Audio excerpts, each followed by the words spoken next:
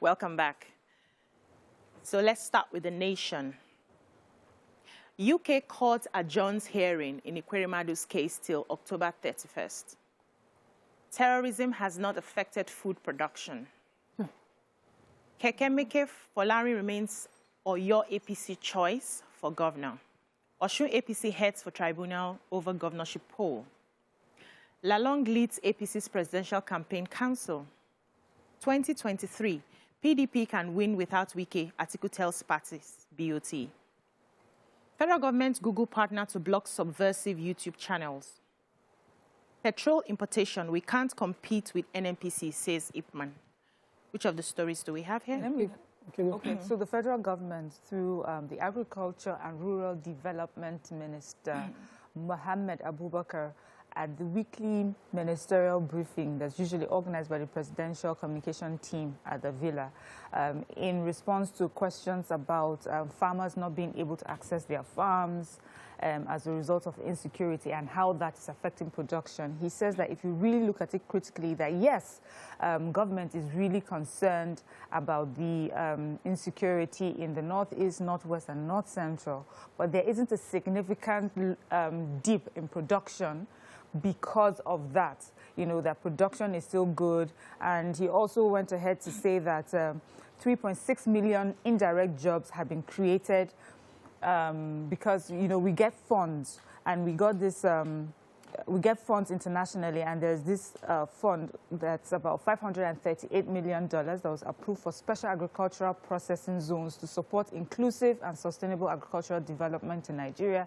And he said that fund and funds like them have brought about, you know, an increase in the number of jobs they have been able to create. I know that looking at the headline, it just seems like it's very out of touch with what we know is happening.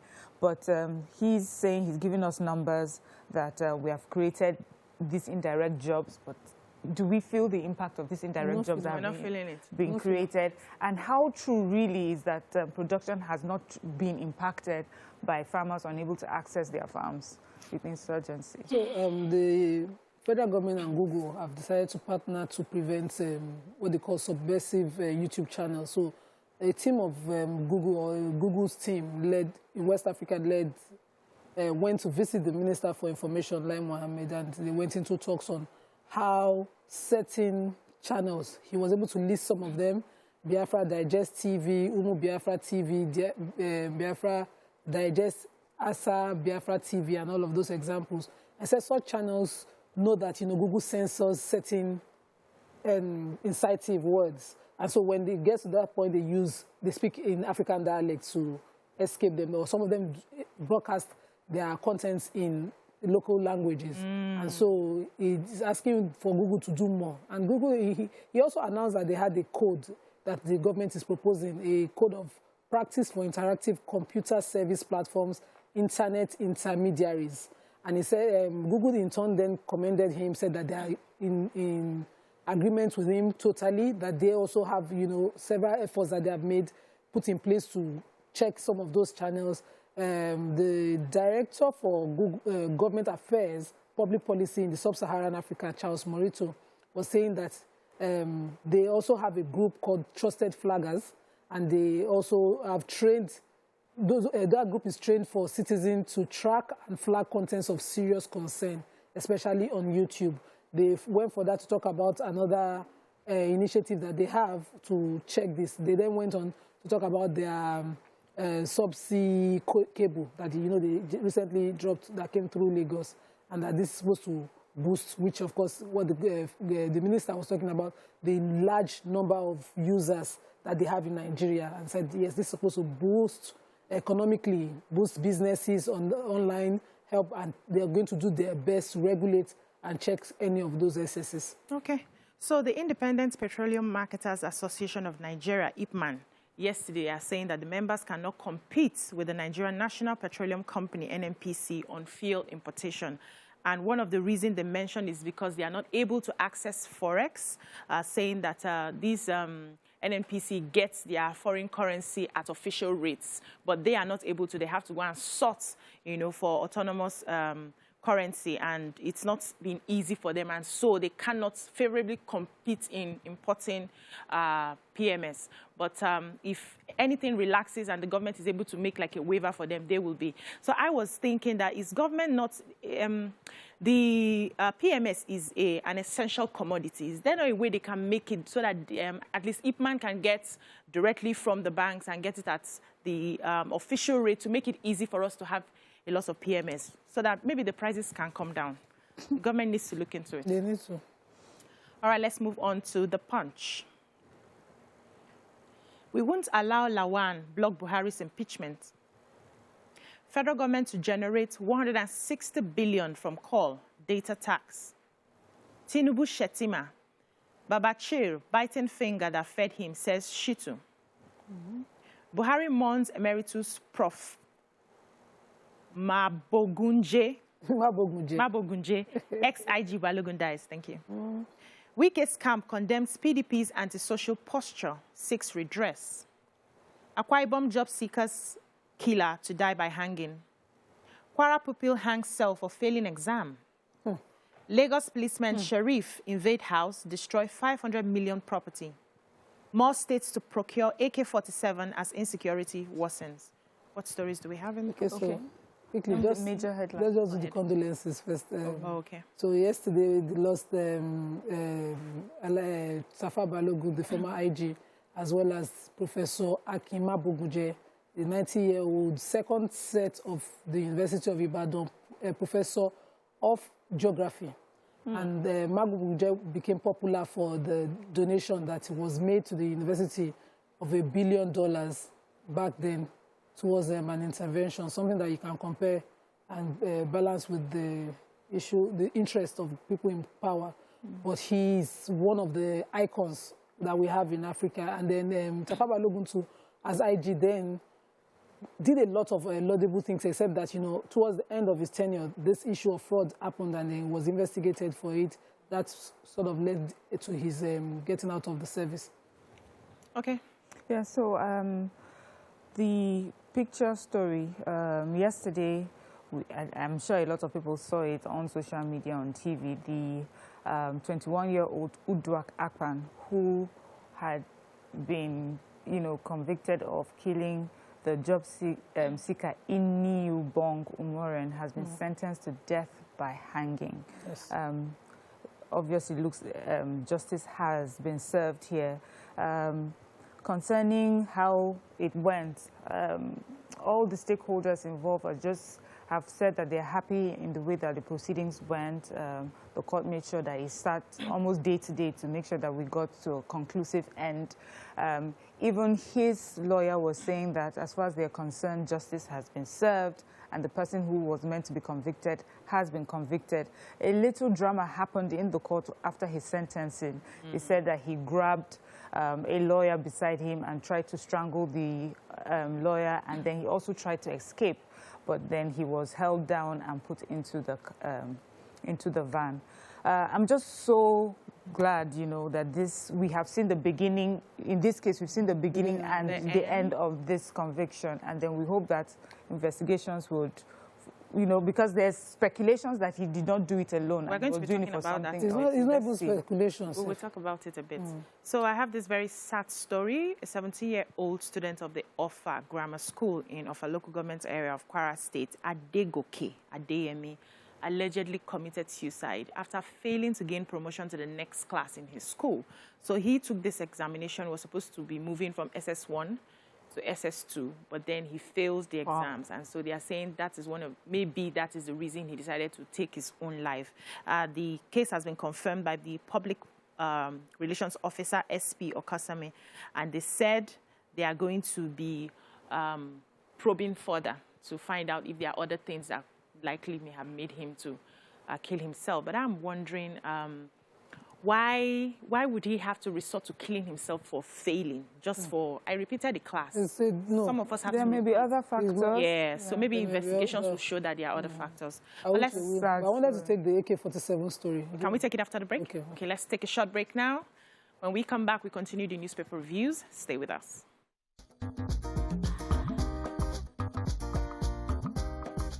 Stay tuned. Your View will be right back. Thanks for staying with us. Anima had a story in Punch. Yes, so Governor Samuel Otom of Benue State says that he would legally apply to procure AK-47 rifles for the new security outfit in the state, the Community Volunteer Guards. You know, other states, the Amotekun and all of that, Western states who started their security were told they couldn't carry guns. But he said something I consider very irresponsible at this, because he was graduating 500 from each of the 23 local governments in the Benue State that were recruited into this community guard, and he was saying, we will get AK-47 for them to fight the Fulanis who are disturbing our people. I think that ethnic description was the most irresponsible of any state leader, you know, in announcing that kind of thing. So you want to fight crime, but don't label it, because what you start is incite ethnic issues, and the state has already seen a history of it. You'd expect more responsibility from the leader of the state. People like that have always coexisted. We all have intermarried. You go to the core of Borno State, you find an Igbo man. You come to the core of Southwest, you find a Fulani man too. Use such words is to pretend not to know the history of your country, and you're a governor. Moving on to the Daily Sun. Ekweremadu remains in custody as UK court adjourns hearing till October 31st. NSA, INEC chair differ on polls. PDP, Atiku, Wike meet, agree on modalities for reconciliation. Don't stifle press freedom, Sanwo-Olu tells political leaders. Shake up as Nigerian Air Force appoints new branch chiefs, AOCs, and others. Sanusi hits Buhari hard, says Nigeria in deeper mess than 2015. APC names Lalong Keyamo presidential campaign DG spokesman. Who has a story in the sun? Yes, so the APC has appointed the governor of Plateau State, Simon Lalong, to lead its presidential campaign for next year's election. And also, Minister of State for Labor and Employment, Festus Keyamo, has been appointed the spokesperson, it says interim spokesperson for the Presidential Campaign Council. And, you know, a few of us saw this and thought, is this some sort of compensation for the Muslim ticket to give someone in the North Central and Christian this? But they say no, that is because he has proven himself, you know, that he has ability to do this. And the party leadership see him as capable of running the affairs of the campaign. Yeah. So, okay, go ahead. Just to bring us up to date on Ekweremadu. Ekweremadu is being still detained in the UK. Although his wife has been granted bail, he's to remain in custody till October. I believe this continuous detaining of him shows that there's more seriousness, more facts than what we are seeing. Okay, so the former emir of Kano, Sanusi Lamido Sanusi, is expressing sadness at the current economy and security situation in Nigeria. He is also insisting that the country is in a deeper mess now, more than it was in 2015. So he spoke at the Akinjide Adeosu Foundation Leadership Colloquium and Awards Chapter 7, themed Are Good Leaders Scarce in Nigeria? And he said that everything that's been happening is showing that the government is, you know, there's no form or sort of urgency, no form of urgency, no sense of urgency with what is happening. That if you are running a business and you are not making interest, you're not making profit, you will change some things around. But the government is seeming like they are not really interested. And also that they are expecting that Nigerians will appreciate them when they leave office. But we can see that from the political terrain, insecurity, the economy, nothing is really working, and we need to sit up. The government needs to sit up and do more. So let's move now to... Okay, let's do the Vanguard.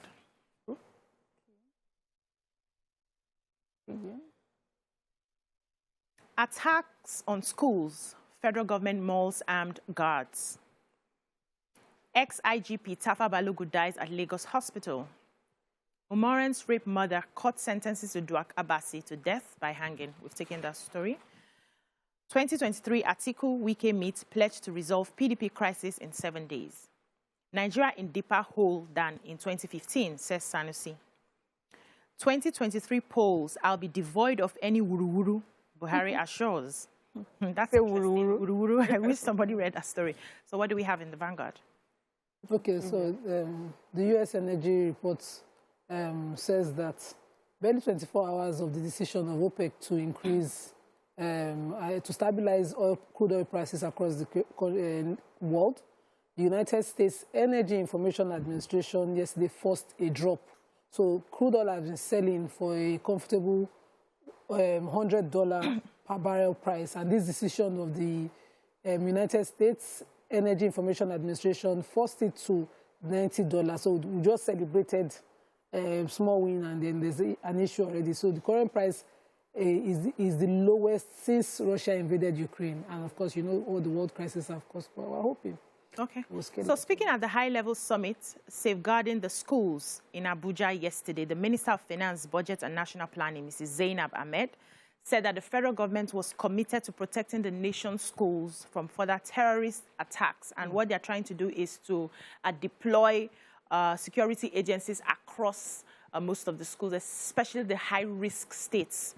And they're already working with, there's a committee that was set up that they are working and making plans to see how this can happen, so that in preparation for the September resumption, so most schools are likely to be having armed men who are going to be surrounding the schools and protecting the schools. I don't know how this is going to work. How many men do we really have? Do we have enough personnel to meet up with this?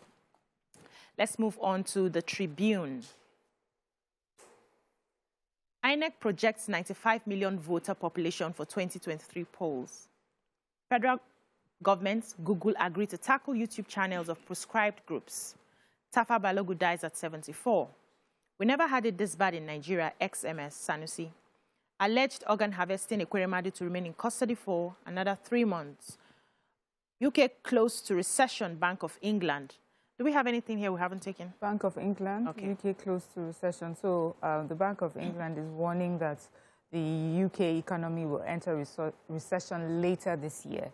The bank's Monetary Policy Committee has announced its decision to raise the UK interest rates, it is said, by 50 basis points to 1.75%, and this is the highest since 2008. And the governor of the bank, Andrew Bailey, says that the Russia war is the largest contributor to the inflation in their country, and he says that there's an economic cost to the war. And, you know, he goes further to break it down, how it will affect them in 2022, 2023, timelines, everything broken down. People are lucky. Broke it down for them and, you know, gave them the different quarters when it will start and how it would affect, you know, their citizens. And it's just, interesting. Every layman can read and understand. Yes, and just interesting to watch and to see how you know, is done in other things times. are done, how information should be given to the public. Good. And with this information, I guess people are able to act differently. You know, their spending habits may, you know, align with what they are expecting. You know, they adjust because they now have information that will help them make decisions going forward. Nigeria will get really exciting. In Jesus' name. Nima, do you have a story in the Tribune? No. Okay, so the Independent National Electoral Commission, INEC, on Thursday projected a voter population of about 95 million for the 2023 general elections in the country. Morayo took a bit of that story yesterday. So he said this at an election security management training. So that's where he made this pronouncement. And he said 20 million higher than the combined voter population of 14 other West African countries in the sub-region. He said in Nigeria, it involves the recruitment. Now they are going to be doing a lot to be able to handle this number of persons who are going to be voting. So recruitment and training of staff, managing the logistics for their deployment to 176,846 polling units across 8,809 electoral wards in the 774 local government areas and 37 states of the country. So they are going to be doing a lot in terms of protecting the lives of the people who are going to be coming out to vote. There will be a lot of security deployment to ensure that everything goes well, and hopefully we'll have a free and fair election. So, yes. There's this story in The Guardian, so we didn't get to The Guardian. Car dealers importing drugs, NDLEA alleges. So I took that story. I want to get the full details, but the story itself is saying that the NDLEA is closing in on car dealers who most of them are beginning to use their business to import or bring in drugs. So they hide the drugs in the cars, yes, and you think they are doing car business, but then they are bringing in drugs. And they don't have, the NDLEA does not have anything against the car dealers. They are not trying to stop their business. They are not after their tax. They just want to ensure that they are not hiding drugs in their cars when they bring them in. And this has been rife